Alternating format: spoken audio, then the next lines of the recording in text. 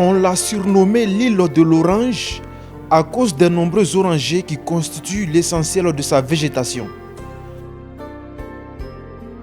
Situé dans la province de Hunan, au centre-sud de la Chine, cet ancien petit village entouré par le fleuve Xiang est l'endroit où le révolutionnaire Mao Zedong a passé l'entièreté de sa jeunesse. C'est à partir d'ici que Mao mûrit l'idée de création du Parti communiste en 1921.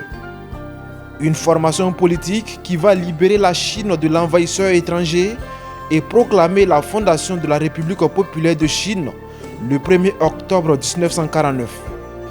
Et depuis 2009, cette gigantesque sculpture sur granit du père de la révolution chinoise dans sa jeunesse est érigée sur l'île de l'Orange, devenue site touristique.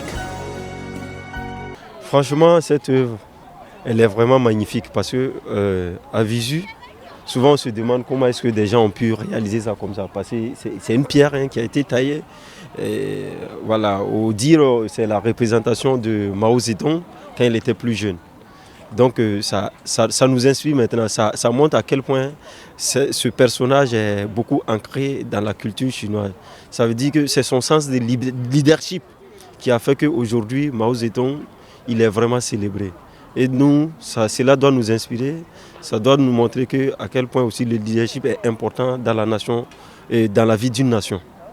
Et notre souhait, c'est qu'on puisse implémenter cela aussi au Burkina Faso pour revoir comment rendre hommage aussi au père de la révolution burkinabé qui est Thomas Sankara, afin qu'on puisse perpétuer aussi la révolution et que nous aussi on puisse prendre notre souveraineté comme ceux de la Chine ont pu le faire, afin que quand même le Burkina Faso puisse prospérer. Et avec le capitaine Ibrahim Traoré, j'espère que tout ira mieux, comme il a aussi abondé dans le sens du père de la révolution burkinabé.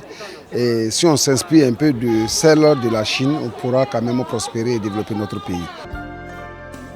À quelques kilomètres de l'île de l'Orange se trouve l'Académie Yuelu, l'une des académies les plus connues de la Chine.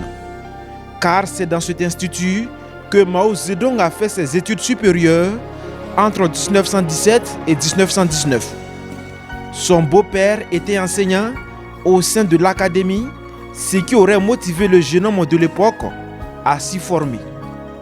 Dans le dortoir d'étudiants de Mao Zedong, son lit, sa chaise et sa table d'études sont encore en état.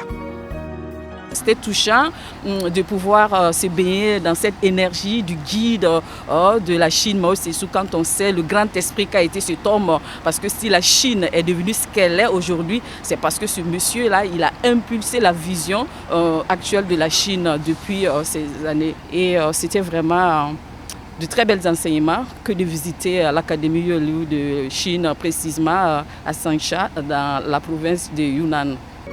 L'Académie Yuelu est l'une des parties de l'université de Hunan. Elle est la seule ancienne académie qui continue de former les jeunes talents chinois dans les domaines de l'archéologie, de la philosophie et de l'histoire.